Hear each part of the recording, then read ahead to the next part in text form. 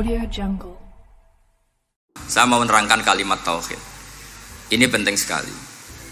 Kalimat tauhid itu kata Ibnul Qayyim Al-Jauziyah dalam kitab Zadul Ma'ad. Ini kitab kesayangan Sayyid Abdul Al-Haddad. Sampai beliau ngendikan, ya letani minha iddata nusakhin li uhdiyaha ila tullab.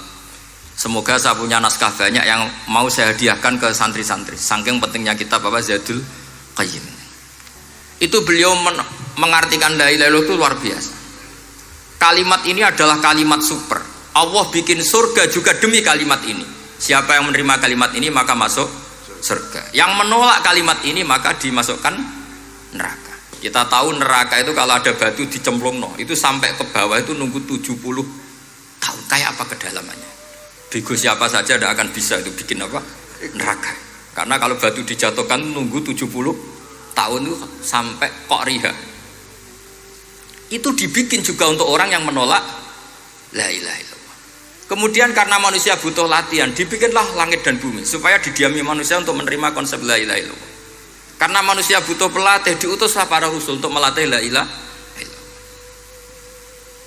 Dan kalimat ini andaikan ada orang kafir 70 tahun, kemudian dia melafadzkan la ilaha illallah Muhammadur Rasulullah, maka semua kekafirannya dihilang.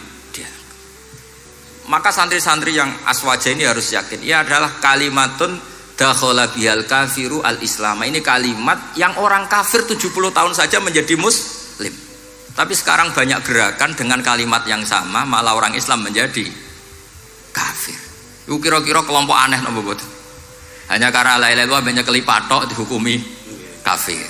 Gara-gara la ilaha illallah bipitung dino diarani kafir. Wong kalimat ini sing kafir wae dadi mukmin. Sekarang dengan kalimat yang sama yang mukmin jadi kafir. Ini apa-apaan? Kira-kira gitu. Cara madzhab ini apa-apaan? Ini penting saya utarakan. Jadi kepastian tauhid. Ngendikane pangeran kul lil ladzina kafaru iyantahu yufar lahum ma qad salaf.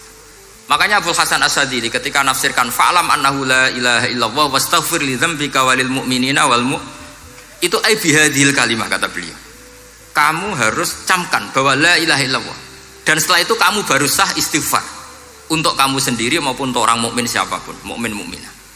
Kita tahu andaikan kita punya keluarga kafirah atau murtadah, sah enggak diistighfari? Enggak sah. Tapi sefasik apapun asal dia min ahli tauhid maka sah diistighfari karena fa'lam annahu la ilaha illallah wastaghfir lidzambika walil mu'minin. Jadi sahnya mengistighfarkan orang lain hanya dengan satu syarat, yaitu dia min ahli la ilaha illallah Muhammadur Rasulullah. Sehingga dalam cerita-cerita kewalian, dan ini saya percaya cerita ini karena saya pernah menemukan di Musnad Ahmad, saya menemukan di Ithaf syaratnya Ihya, juga di kitabnya Sayyid Muhammad Abu Abdul Farad itu.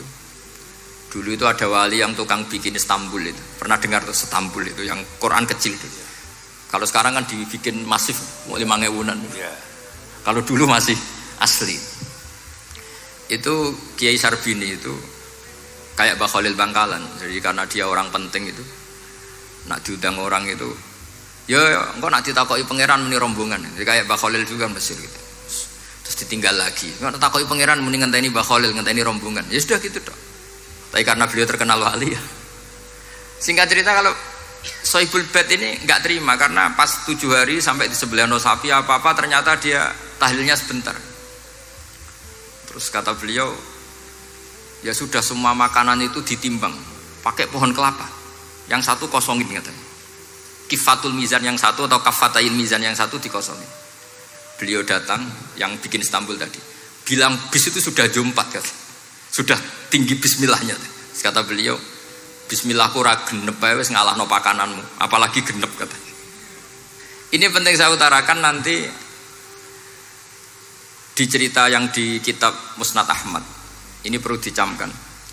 Saya hafalkan hadis itu. Inna wa ta'ala istakhlasa rajulan min ummati ala ru'usil khalaik. Setelah dipertontonkan, fayan syuru alaihi tis'an wa tis'ina sijillan. Kullu sijilin minha maddul basar. Jadi ketika dipertontonkan itu ada satu box, yang satu boxnya itu sudah sepanjang mata melihat. Sudah satu boxnya saja itu mislu maddil basar, sepandang mata melihat. Apalagi ini 99. Terus Allah itu fair, Allah tanya, afalaka uzrun, apa kamu melakukan kesalahan banyak ini punya alasan? Enggak katanya. Adzolamat kata badi al-hafidun, apa memang malaikat itu sentimen sehingga salah kamu tok yang ditulis, kalau kamu enggak salah enggak ditulis? Enggak ya Allah. Terus kata Allah, bala innalaka inti hasanah, kamu masih punya satu kebaikan. Ketika Allah bilang kamu punya satu kebaikan, apa kata lelaki tadi? Nah, gunanya apa ya Allah satu kebaikan dibanding kesalahan yang sebanyak itu? Akhirnya kesalahan yang sebanyak itu ditimbang, si timbang satunya itu hanya la ilaha illallah Muhammadur Rasulullah. Fato syat as-sijilat, semua catatan salah tadi kalah. Kenapa? Fala yaskulu ma'asmillahi ta'ala syai'un, karena di dunia maupun akhirat tidak ada yang bisa mengalahkan kalimah thayyibah. Tapi sekarang kalimah thayyibah itu jadi tersangka. Nah ini makanya saya mohon santri-santri, hujjiyatu ahli sunnah wal jamaah ini harus mustaqirroh, harus sabitah, harus benar-benar berargumentatif, sehingga kita tahu setahu-tahunya bahwa kalimat ini adalah kalimat yang orang kafir saja menjadi muslim. Masa dengan kalimat yang sama orang mukmin menjadi kafir? Ini penting saya utarakan karena kita harus terus belajar. Caranya gimana? Ya diantaranya tadi belajar kitab Ihya, beberapa kitab, sehingga khilaf-khilaf fikhiyah meskipun kita tidak bidangnya misalnya, itu tetap punya kualitas yang luar biasa. Saya sampai sekarang menerima sorogan kitab Mahalli, itu di situ ada perdebatan unik. Boleh enggak misalnya jenazah itu diletakkan di belakangnya yang sholat? Kata kaul awal enggak boleh, di mana-mana jenazah itu ya di depannya orang apa? Sholat. Tapi kata kaul sani, ya boleh saja jenazah itu tidak imam katanya. Iya. Sehingga pentingnya kaul sani adalah kalau Anda di Arab Saudi itu jenazah-jenazah tetap di kamar mayat, kemudian yang sholat ya di depan jenazah. Karena kalau dipaksakan di depan berarti jenazahnya di dekat apa? Ka'bah. Kayak apa kreditnya Mekah? Nah, meskipun kita tidak melakukan itu karena nanti dianggap aliran apa? Sesat. Ada jenazah kok di belakang, kita sholat apa? Di depan. Tapi ini ilmu harus kita dengar. Begitu juga khilafnya kaul qadim dan kaul jadid. Menurut kaul jadid, yang namanya sujud itu harus 7 anggota. Karena kata Rasulullah SAW, umirtu an asjuda ala sab'ati a'zumin al-jabhah wal yaden wal rubaten wal kodamen. Berarti al-jabhah 1, yaden 2, kodamen apa rubaten 2, kodamen 2. Sehingga kalau kiai-kiai fanatik fikih itu nak anak-anak sujud ngongkrong dipetel-petel loh. Mergo supaya 7 apa? Anggota. Tapi kata Imam Syafi'i dalam kaul qadim, kata beliau, wayah tamilu, mungkin saja sujud itu cukup pakai jabhah. Karena dalam doa Nabi itu hanya sajadalaka wajhi wa sam'i wa basori. Tidak ada Nabi dongo sajadalaka wajhi wa yadi wa rubbati wa kodami. Jadi kecerdasan ulama-ulama dulu itu luar biasa. Sehingga kalau kita baca pembanding-pembanding itu, lama-lama kita menjadi cerdas. Ini yang terakhir saya cerita tentang Imam Ghazali.